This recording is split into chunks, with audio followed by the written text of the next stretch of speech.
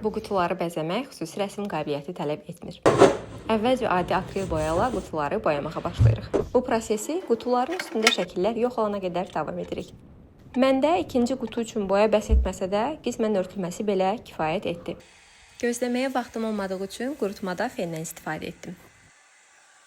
Boyamanı bitirdikdən sonra dekopaj üçün olan bu vasitəni quruyan səthlərə çəkirik. Məhsulu rəssamlıq mağazalarında tapa bilərsiniz. Ardından dekorativ salfetləri ardaqlarından ayırıb səthə diqqətlə yapışdırırıq. Bu mərhələdə tələsməsəniz və əlinizi yox, sadəcə fırçanı istifadə etsəniz, nəticə daha səliqəli olacaq. Və üstündən dekopaj üçün olan vasitəni bir daha çəkirik. Qurumasını gözləyib prosesi təkrarlayırıq. Sonda isə üzərini laklayırıq.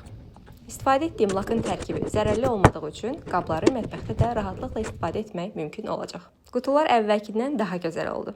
Evin istənilən küncündə istifadə etmək olar. Ümid edirəm ki, video sənin üçün faydalı oldu. Əgər elədirsə, rəy bölməsində mənimlə bölüş və maraqlı ola biləcək digər dostlarına göndər. Hələlik.